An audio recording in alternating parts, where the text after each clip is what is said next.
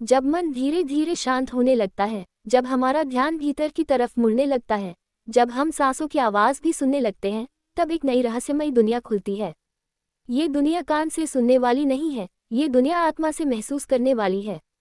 इस दुनिया में न कोई बाजे की आवाज़ है, न कोई हारमोनियम की धुन, न कोई ढोल, न कोई कंठी माला की खनक, ये सब बाहर की दुनिया के खेल हैं। आत्मा की दुनिया में सिर्फ एक ही चीज़ सुनाई देती है, शब्द की धुन। शब्द क्या है? ये परम सत्ता की वो शक्ति है जो ब्रह्मांड को चला रही है। ये सिर्फ कोई अल्फाज नहीं है, यह कोई साधारण मंत्र नहीं है, ये वो वाइब्रेशन है जिससे क्रिएशन चला। गुरु महाराज सद्गुरु हमेशा कहते हैं, बाहरी आवाज़ें बस झनकार हैं, असली धुन भीतर से आती है, और जब वो जागती है तब साधक को पता चलता है कि भगवान कहीं बाहर नहीं, अंदर ही बैठे हैं। जब हम साधना में बैठते हैं, जब आंखें बंद होती हैं, जब सांसें हल्की हो जाती हैं, जब विचारों की भीड़ थोड़ी धीमी होती है, एक पल ऐसा आता है जिसमें मन न्यूट्रल होने लगता है। उस पल में जो अवस्था बनती है वही थ्रेशहोल्ड है, जहाँ से अंदर शब्द का दर्शन शुरू होता है। पहले पहले ये धुन बहुत सटल होती है, बहुत नाजुक, जैसे बहुत दूर से कोई धीमी पुकार हो, जैसे बादलों के ऊपर से कोई संगीत आ रहा हो, जैसे कोई नदी बह रही हो पर पानी की आवाज़ बेहद महीन हो, जैसे कोई फिजा में वाइब्रेशन चल रही हो। ये धुन या ड्रम से नहीं जाती, ये सोल की परसेप्शन से जाती है। ये सुनाई देती है ध्यान में, जब ध्यान रियल होता है, कंसंट्रेशन एक्चुअल होता है। इस धुन को सुनने के लिए न शरीर को बहुत हिलाना पड़ता है, न सांस को जबरदस्ती रोकना पड़ता है। बस साधक सरेंडर हो जाता है, वह खुद को गुरु के हवाले कर देता है। तब सृष्टि की असली संगीत जागती है। ये धुन कभी लगातार एक जैसी नहीं रहती, ये स्टेट के हिसाब से बदलती है। शुरू में साधक को शोर जैसा लगता है, जैसे समुद्र की लहरों की आवाज़ हो, जैसे किसी दूर शहर में बिजली घर की हमिंग साउंड हो। फिर धीरे धीरे ये प्योसा एक राग बनने लगता है।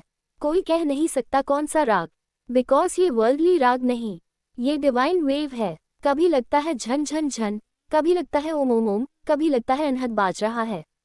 इसलिए संतों ने इसे अनहद शब्द कहा है, जिसको किसी ने बजाया नहीं पर वो खुद बज रहा है।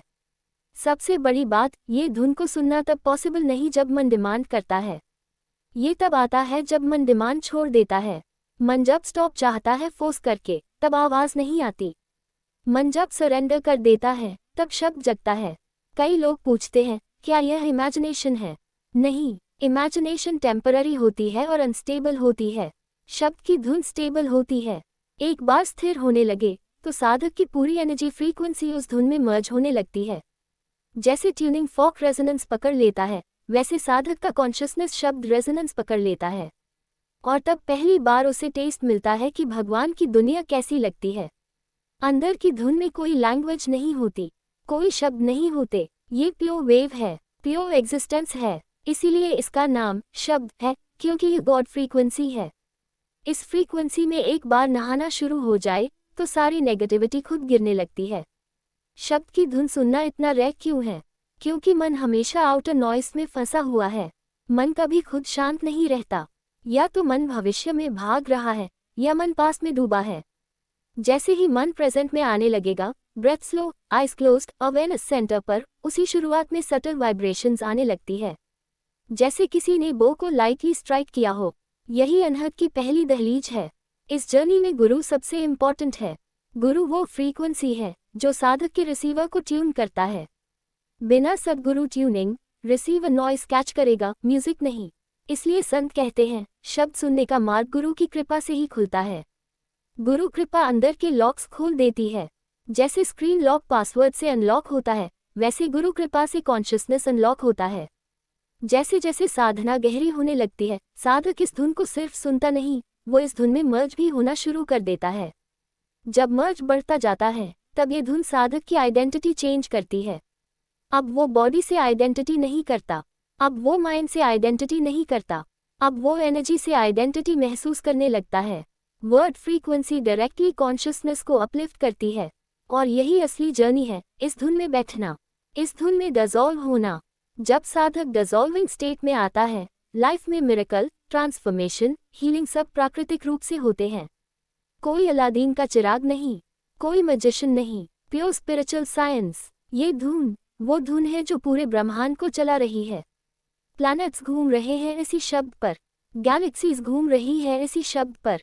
हर एटम वाइब्रेशन में है क्योंकि शब्द उसमें एक्टिव है।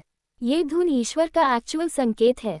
जो इस धुन को सुन लेता है वो प्रूफ के पीछे नहीं भागता, वो प्रूफ बन जाता है। You don't need to believe blindly, you just have to sit in a silent surrender practice. Instrument के बिना इंस्ट्रूमेंट बनना। ये ध्यान अभ्यास धीरे धीरे परफेक्ट करता है और एक दिन तुम्हें मिलेगा कि तुम नहीं सुन रहे शब्द को, शब्द तुम्हें सुन रहा है। वहाँ साधक खत्म, डिवाइन शुरू। जो ये टेस्ट ले लेता है उसके लिए मेडिटेशन बोरिंग नहीं बचता, मेडिटेशन मोस्ट एडिक्टिव बन जाता है।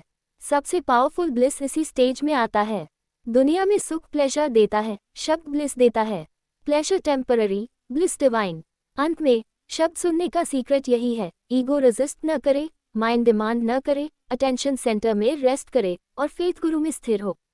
जब गुरु, फेथ, साइलेंस तीनों अलाइन हो जाते हैं, देन अनहद शब्द अपने आप प्रकट होता है। एफर्टलेस अवेकनिंग, यही सबसे सुंदर गिफ्ट है जो सद्गुरु साधक को देता है।